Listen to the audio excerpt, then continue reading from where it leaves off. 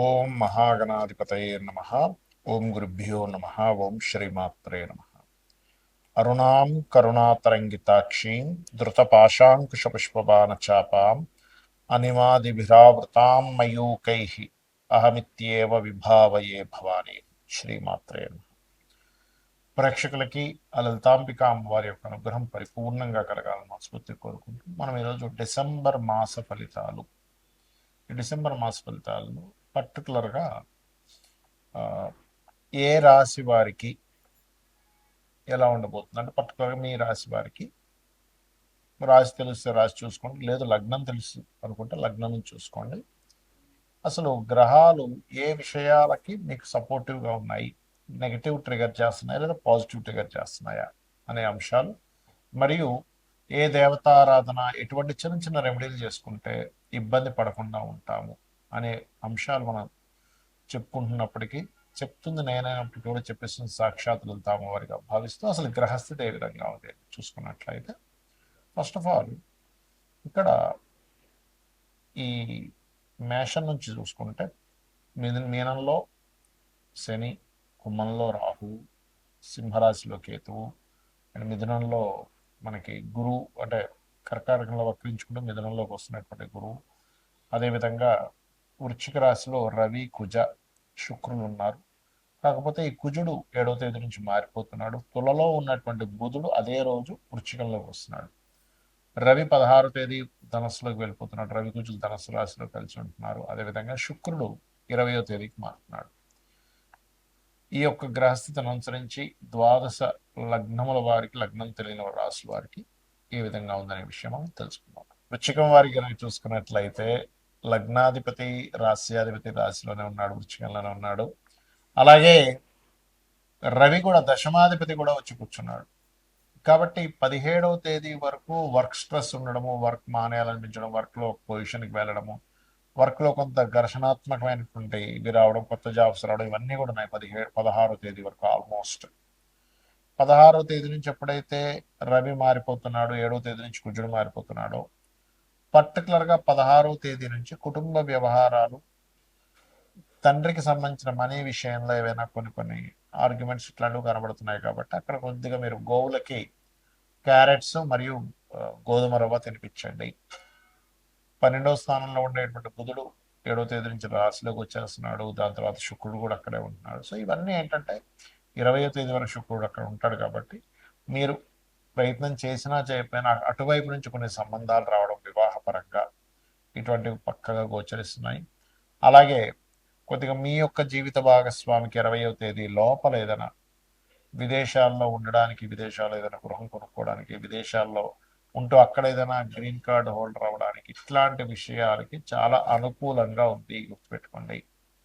ఇక మరొక విషయం ఏంటంటే, ఇక్కడ గమనించినట్లయితే ఈ దశమ స్థానంలో కేతు ఉన్నందుకు ఉద్యోగ సంబంధించిన విషయంలో ఇబ్బంది కలగకుండా ఇంప్రూవ్మెంట్స్ కలగాలి అంటే గణపతి ఆలయాలకు రెగ్యులర్గా వెళ్ళండి. కేతు గ్రహం దగ్గర దీపారాధన చేయండి.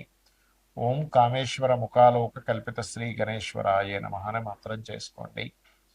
ఇవి గనక మీరు ఎంత చేస్తూ ఉంటే అంత బాగుంటుంది, గుర్తుపెట్టుకోండి. ఇక మీరు నిత్యము చేయవలసినటువంటి దేవతా ఆరాధన కూడా కాలభైరవుడిని, దత్తాత్రేయుని ఎక్కువ ఆరాధించండి. కొన్ని అంటే ఫ్రెండ్స్ ద్వారా, షేర్ మార్కెట్ ద్వారా కొంత స్ట్రెస్ ఉంది, ఆ యొక్క విషయంలో కాస్త జాగ్రత్తగా ఉండండి.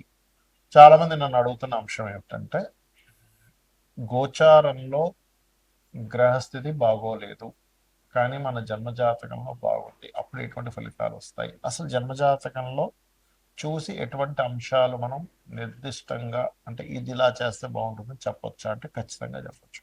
మరి గోచారానికి జన్మజాతకానికి ఏంటంటే, గోచారం ఈజ్ కాలం. మనం ఒక పని చేస్తున్నాం, ఒక బిజినెస్ చేస్తున్నాం, మార్కెట్లో దానికి డిమాండ్ ఉంది అన్నప్పుడు మనం ఎలా చేసినా బిజినెస్ వెళ్ళిపోతూ ఉంటుంది, ఎందుకంటే దానికి డిమాండ్ ఉంది. అంటే ఉదాహరణకి కోవిడ్ టైంలో మాస్కులు, శానిటైజర్లు ఈజీగా అమ్ముడుపోయాయి, ఎవరు పెట్టినా అమ్ముడుపోయాయి. కానీ ఆఫ్టర్ కోవిడ్ అయిపోయిన తర్వాత వాళ్ళు అమ్ముడుపోవాలంటే పోదు. ఎందుకు? కాలం అప్పుడు అనుకూలించింది, కాలం అక్కడ అనుకూలించలేదు. గోచార ఫలితాలన్నీ కూడా ఏంటంటే కాలం ఎలా ఉందని చెప్పేది. మరి మన పర్సనల్ చార్ట్లో ఏముంటుందంటే, లగ్నం నుంచి 12 భావాల్లో, లగ్నం అంటే ఈ జీవుడు యొక్క తత్వం, ఆ మనిషి యొక్క తత్వం దగ్గర నుంచి ఆ మనిషి ఏం చేస్తే బాగుంటాడు అనేది లగ్నంలో ఉంటే, మీరు ఏ మార్గంలో, అంటే విదేశాలకు వెళ్ళడం ద్వారానా, బిజినెస్ చేయడం ద్వారానా, ఇంట్లోనే కూర్చో వర్క్ ఫ్రమ్ హోమ్ ద్వారానా, లేకపోతే మీడియేటింగ్ ద్వారానా, ఏ మార్గంలో మీకు ధనం వస్తుంది అనేది సెకండ్ లాట్ చెప్తాడు. అది మీ పూర్వజన్మలో చేసుకునేటువంటి పుణ్యం ఆధారంగా ఆ ఫలానా ప్లానెట్కి వచ్చి ఆ ప్లానెట్ రిలేటెడ్ సంబంధమైన రీడింగే అస్ట్రాలజీ. అలాగే అన్నదమ్ములతో ఉండే రిలేషన్స్, మీరు ఏదైనా ఒక ప్రయత్నం చేస్తుంటారు, ఎందుకు ముందు సాగట్లేదు అని అన్నీ కూడా థర్డ్ హౌస్లో ఉంటాయి. మీరు ఏం చదువుకుంటే మంచిది. చాలామంది పిల్లలకు చూడండి, వాళ్ళకి పలానా చదివిస్తారు, కానీ వాళ్ళు తీరా ఎడ్యుకేషన్ కంప్లీట్ అయ్యాక అందులో సెటిల్ అవ్వలేక ఇంకొక సబ్జెక్ట్ తీసుకొని దాంట్లో వాళ్ళు మరలా నిష్ణాతులై ఇన్ని సంవత్సరాలు చదివినంత వేస్ట్ అయిపోతుంది. సో ఫోర్త్ లార్డ్ని బట్టి మీరు ఏం చదవాలి, ఏ డైరెక్షన్ గృహంలో ఉంటే మంచిది, మీ మదర్తో ఉండే రిలేషన్స్, మీరు ఎప్పుడు వాహనం తీసుకుంటే మంచిది, ఎప్పుడు గృహం తీసుకుంటే మంచిది, ఇవన్నీ 4000లో ఉంటాయి. పంచమంలో మీ ఇమ్యూనిటీ, సంతాన సంబంధించిన విషయాలు, సంతానం ఏం చేస్తే అభివృద్ధి అవుతారు, ఫ్రెండ్స్తో మీరు ఎంతవరకు ఉండొచ్చు, ఎలాంటివి చేయొచ్చు, ఎలాంటివి చేయకూడదు. అలాగే రుణరోగ శత్రువులను 6th హౌస్లో ఉంటుంది.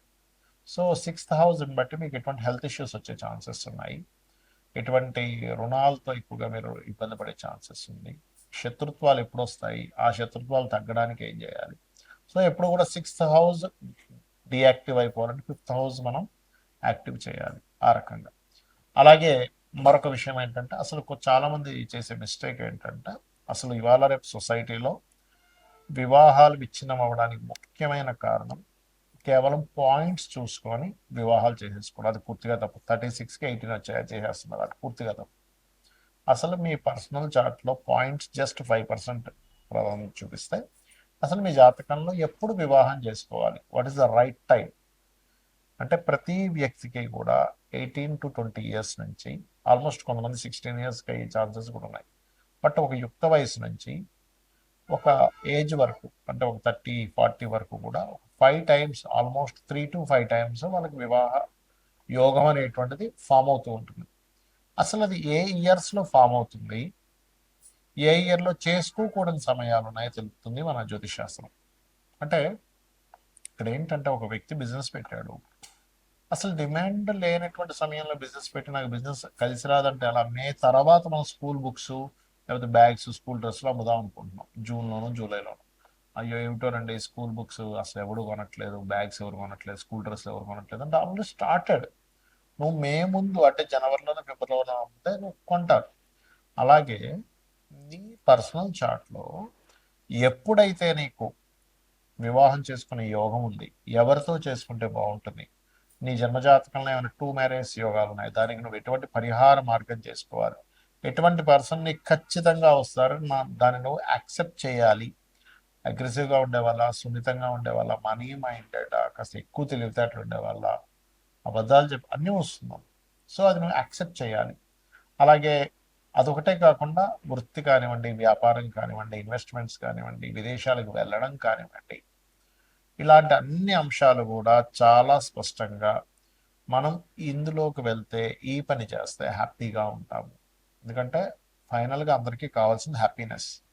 సో హ్యాపీగా ఉంటామనేటువంటి విషయాన్ని ఉదయాన్నే యాక్సెప్ట్ చేయాలి. నీ పూర్వజన్మ కర్మ ఏమిటి, ఎందుకు నీకు ఇన్లాస్తో గొడవలు వస్తున్నాయి, ఎందుకు నీ తమ్ముళ్ళతో గొడవలు వస్తున్నాయి, లేదా అక్క చెల్లెలతో గొడవలు వస్తున్నాయి, దానికి రెమెడీ ఏమిటి, నువ్వు ఎటువంటి చిన్న చిన్నవి, మనం ఏదో పెద్ద వేలు లక్షలు ఖర్చు పెడితేనే నీకు రెమెడీ అవుతుందని లేదు. చిన్న నామస్మరణ కూర్చొని ఒక అరగంట సేపు కూర్చొని, రిలేటివ్స్తో గొడవలు వస్తున్నాయి, ఓం కర్పూర వీటికి ఆమోద సమాకర్షది గంతరాయనం, లేదండి ఎంతో కెరీర్లో ఎంత ఇబ్బంది పడుతున్నా నాకు రావట్లేదు, ఓం మాణిక్యం ఒకటాకారం జాగ్రత్త రాజుతాయి, ఇలా అనేకమైనటువంటి లలితా సహస్రనామాల నుంచి తీసుకొని మనం రెమెడీ చేసుకోవచ్చు.